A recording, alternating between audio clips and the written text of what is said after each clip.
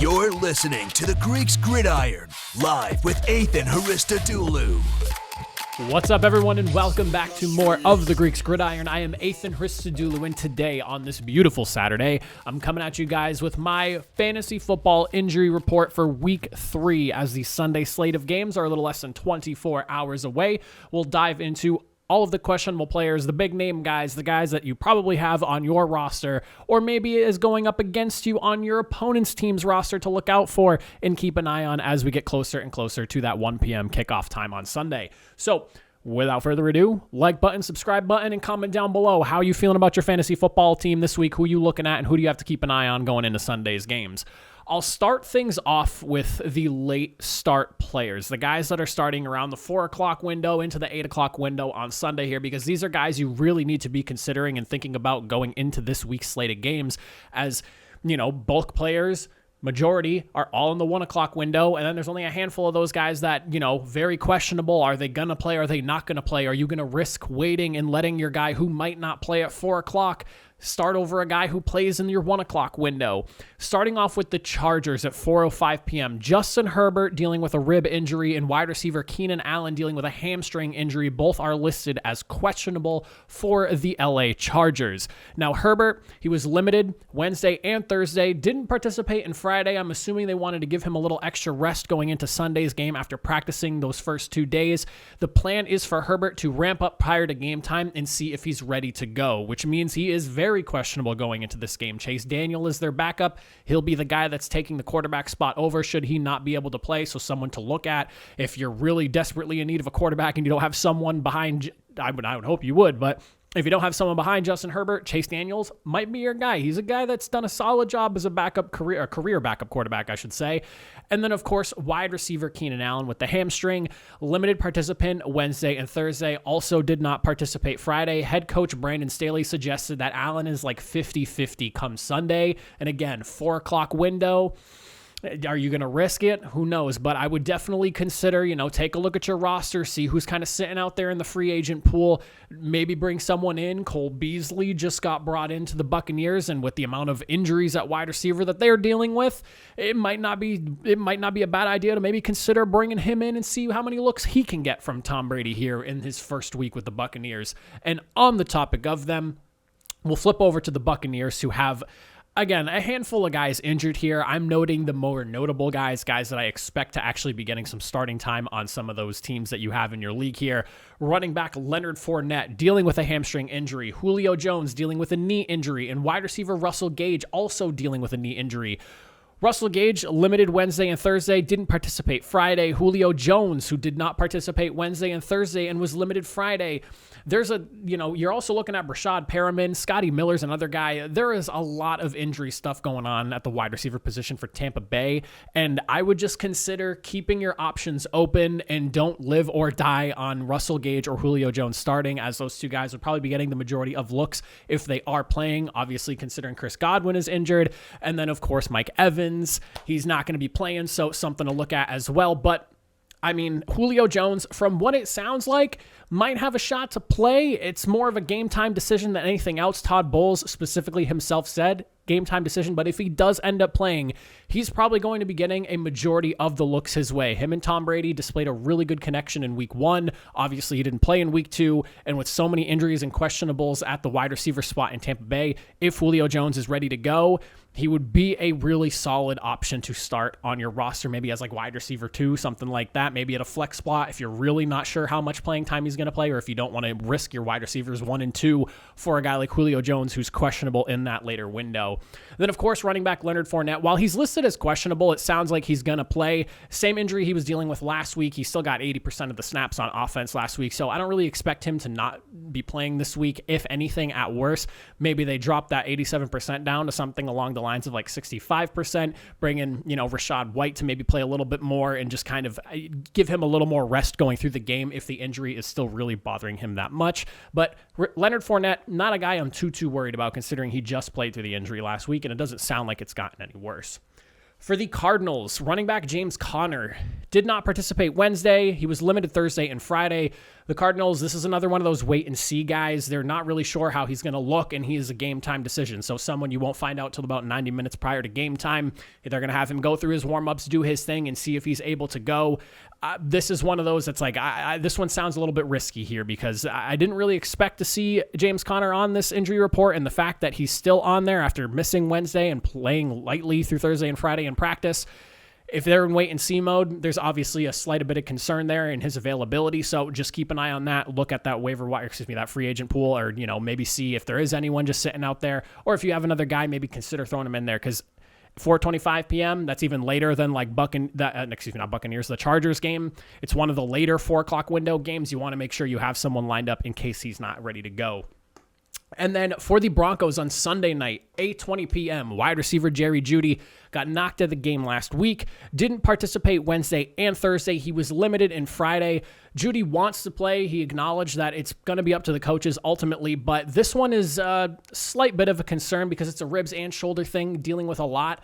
I could potentially see the Broncos maybe holding him out. He didn't participate Wednesday and Thursday, and he was only limited Friday. So while it's a good sign he was in there getting some reps in, the fact that they felt they needed to hold him out all week as precaution, a little bit of a sketchy one here. If you're relying on Jeudy as your wide receiver 1 or wide receiver 2, I would maybe consider finding somebody else and have them ready to go come 1 o'clock tomorrow, because this one sounds like a 50-50, but it might even be like 60-40 in him not playing just because he's been missing so much time through the week here. And again, it's something that knocked him out of the game last week. So really consider looking for somebody else if Jerry Jeudy is one of your guys on your roster.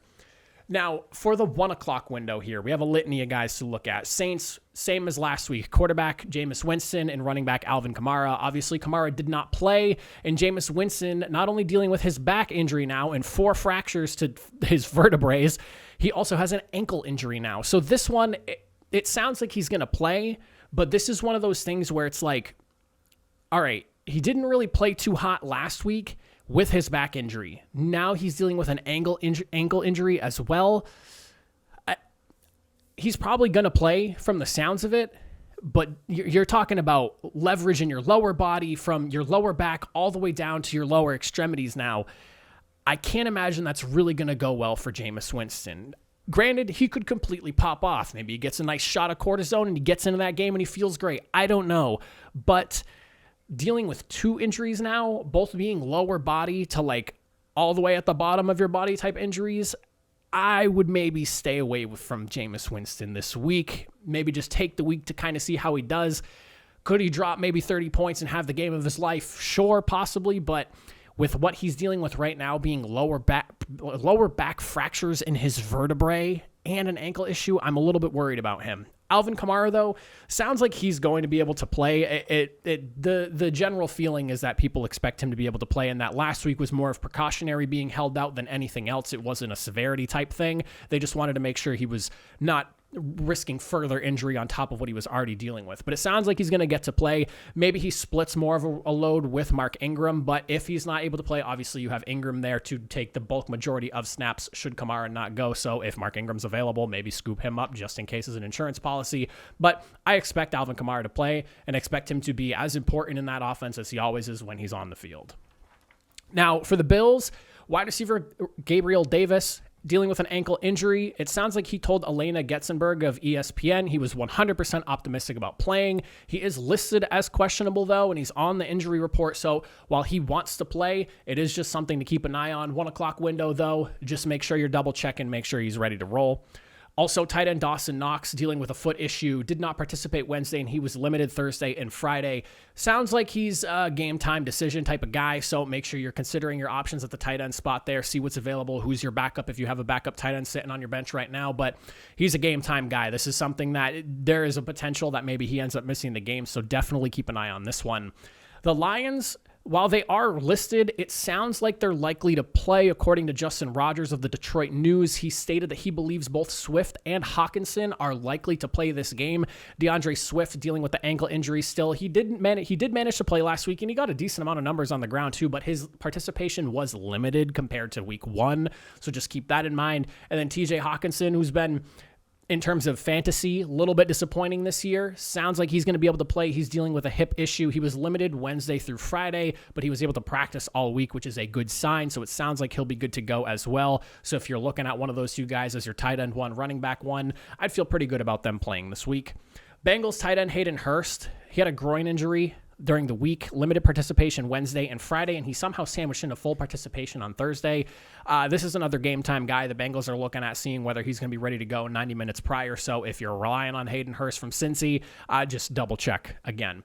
Patriots wide receiver Jacoby Myers didn't participate Wednesday and Thursday, and then he was limited Friday. This is another one of those game time decision types guys. He missed the majority of the week. The Patriots, while you can sit there and argue whether their wide receiver room is deep, they do have a ton of wide receivers, and this is one where I could maybe even see Jacoby Myers being held out for the game just because you do have a handful of other guys, Devontae Parker, Nelson Aguilar, Kendrick Bourne. There's a handful of receivers you can rely on if he's not able to go in New England, and also with New England's adjustment to seeing more tight ends on the field, just keep an eye on Jacoby Myers. I would not be surprised if this is one where he gets held out, considering he missed the majority of practice this week. And then for my last bit, Monday Night Football. If you're somebody who stashed this guy away, the Cowboys, wide receiver Michael Gallup, someone to keep in mind going into this week.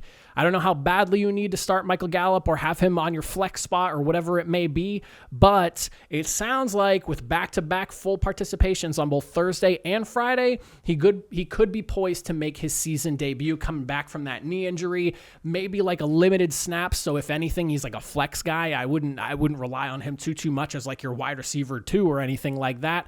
But CeeDee Lamb himself said that he expects Gallup to be able to go, and having him on the field will be huge for this Dallas offense. He is obviously considered their number 2 wide receiver. He was treated as such this offseason with the way they re-signed him. So with that in mind, keep an eye on Michael Gallup. If you really want a flex guy, if you really need him, and some of the guys you have on your roster right now just are not putting up the numbers, if you have him stashed away, keep an eye. They have practice this week. It's after me recording this video, so I'm not going to have the full news on him. You'll probably find out about him sometime during Sunday. I would probably imagine somewhere within like the mid-slate of games, maybe even later today, which would be awesome if you could really figure out something like that.